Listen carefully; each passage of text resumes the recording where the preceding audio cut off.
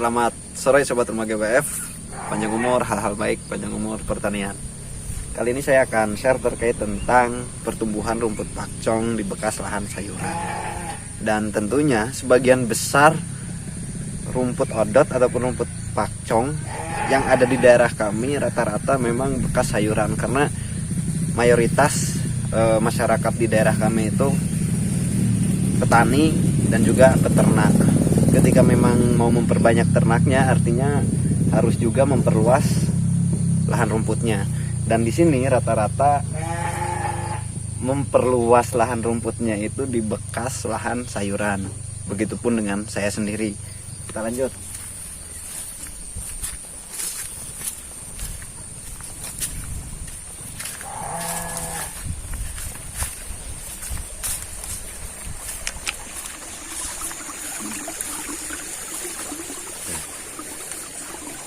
Ini rumput pakcong kalau misalkan dari awal tanam itu sekitar 6 sampai 7 bulan mungkin. Dari awal tanam loh, 6 sampai 7 bulan. Kurang lebih lah. Kalau misalkan ini kan memang dikhususkan untuk bibit. Oh iya, jadi kalau misalkan sahabat rumah GWF pengen punya bibitnya, silahkan japri saja ke nomor kontak saya sendiri. Kalau harga nanti gampang lah, harga mah. Kalau partai besar bisa lebih murah lagi. Ini bekas lahan sayuran. Sambil jalan aja. Ini dekat air. Nah kan, ini cabenya masih ada tuh. Ini cabai keritingnya itu masih ada. Kalau rumput adat itu bekas tanam papaya. Kalau dulu, kalau ini pakcong itu bekas tanam sayuran. Udah ditanami sebelumnya cabai keriting, kacang hijau, buncis, dan lain sebagainya. Pertumbuhannya juga lebat. Ini benar-benar luar biasa lah pertumbuhannya. Kalau misalkan bekas sayuran. Nah ini odot ini memang dikhususkan untuk bibit juga. Karena memang permintaannya itu kurang lebih seminggu itu nyampe 50.000 batangan lah. Kurang lebih per minggu 30 sampai 50.000 batang. Jadi odot plus pakcong. Pakcong juga ini, kalau yang ini khusus bibit. Nanti kalau misalkan untuk bahan pakan saya juga tanam sendiri lagi. Ada khusus gitu. Nah, kita masuk ke rimbunan di lahan rumput pakcong ini.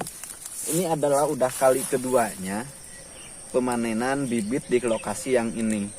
Jadi begini sahabat rumah GWF, si rumput pakcong ini memang dikhususkan untuk bibit. Dan artinya bibit yang saya jual itu yaitu bibit yang dipilih. Jadi tidak dibabat rata habis semuanya. Misalkan ini yang di bawah ini bekas baru hari ini tadi siang bekas pengambilan bibit. Ada pengiriman sekitar 5.000 bibit pakcong. Nah, jadi contohnya kayak gini nih. Nah ini kan bekas tuh.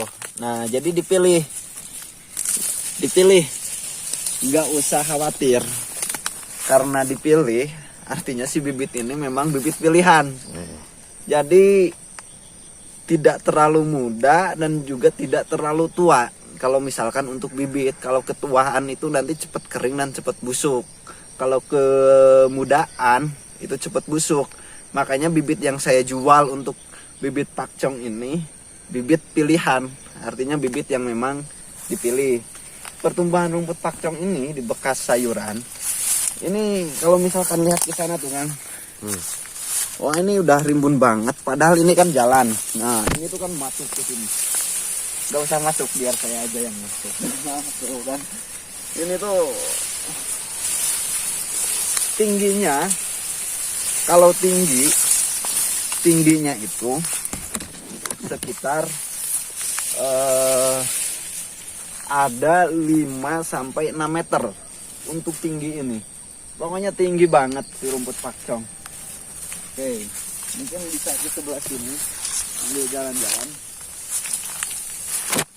Tuh lihat sahabat rumah GWF, ini kan ada disebutnya plastik mulsa. Kalau misalkan orang pertanian harusnya tahu plastik kayak gini. Ini masih dibungkus dan belum saya buka. Seharusnya sudah dibuka, tetapi walaupun belum dibuka tidak mempengaruhi pertumbuhan si rumput pakcong. Pokoknya masih bagus lah si rumput pakcong ini. Tipsnya kalau menurut saya begini nih sahabat rumah GWF. Tips untuk menanam rumput pakcong agar benar-benar tumbuh dengan bagus. Ini mau diikuti atau misalkan enggak juga ya monggo. Cuman hanya sekedar menyampaikan pengalaman saya. Mendingan kayak gini nih. Pertama memang si bibitnya itu perlu bibit yang memang dipilih gitu. Jadi bibit pilihan lah. Karena bibit juga berpengaruh terhadap faktor kesuksesan dalam pertumbuhan si rumput pakcong. Itu. Yang kedua, ini yang paling penting juga, yaitu saat pengolahan lahan. Jadi saat pengolahan lahan itu, alangkah lebih bagusnya ketika pengolahan lahan sebelum ditanami rumput pakcong, si bibit rumput pakcong, itu dikasih pupuk dulu. Jadi kalau misalkan nanti setelah dikasih pupuk, itu agak sulit, agak berat.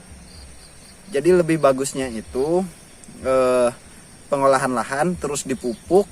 Pupuknya itu pakai kotoran kandang, baik kotoran ayam, kotoran domba ataupun kotoran sapi, biar si unsur haranya bagus. Kenapa seperti itu? Karena orang dalam bertani, saya mengambil contohnya itu dari bertani sayuran. Bertani sayuran, ketika memang si sayurannya mau diganti tanami rumput, walaupun si bekas mulsanya itu udah sampai 1 tahun, pas waktu ditanami rumput, pertumbuhan rumputnya itu bagus banget. Contohnya seperti ini, yang punya saya sendiri. Ternyata saya ambil kesimpulan, yang bagus itu diolah, dipupuk, baru ditanami. Jadi siklus pemupukannya itu yang paling pertama saat pengolahan. Itu kalau misalkan menurut saya. Kalau misalkan nanti setelah pengolahan mungkin si unsur haranya itu akan sulit, atau mungkin karena si pupuknya tidak terlalu ada, bahkan tidak ada, pertumbuhannya itu mungkin kekejar sama si rumput liar. Kadang itu menjadikan permasalahan juga. Si batangnya juga tidak terlalu besar, tidak terlalu tinggi. Nah, makanya tips dari saya itu kalau misalkan bekas tani sayuran itu tidak akan mengecewakan. Dikarenakan apa? Karena sebelum ditanami sayuran itu dipupuk dulu tuh, unsur haranya bagus, seperti ada kapur dolomit sama kotoran ayam. Nah, sahabat rumah GWF juga mungkin alangkah lebih bagusnya dicoba ketika pengolahan lahan pakai kotoran ayam ataupun ditambah kapur dolomit. Itu akan lebih bagus. Jadi sahabat rumah GWF, seberapapun si pertumbuhan rumput, katanya misalkan pakcong itu secara produktivitas lebih tinggi, lebih unggul dibandingkan odot, dibandingkan sulamjana ataupun dibandingkan jenis rumput lain. Kuncinya satu, walaupun istilahnya si rumput pakcong ini memang secara produktivitas lebih unggul, tetapi kalau misalkan pemupukan tidak maksimal, perawatan tidak maksimal, tetap saja kecil, tidak akan bagus. Saya jamin tidak akan bagus. Kuncinya satu, pemupukan, dan juga pas waktu penanaman bibit yang memang bagus juga. Oke, mungkin kita jalankan.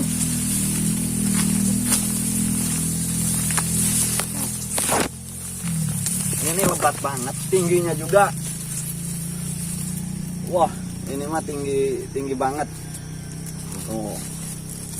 Oke sahabat rumah GWF, mungkin seperti itu saja. Panjang umur halal baik, panjang umur pertanian. Terima kasih. Salam.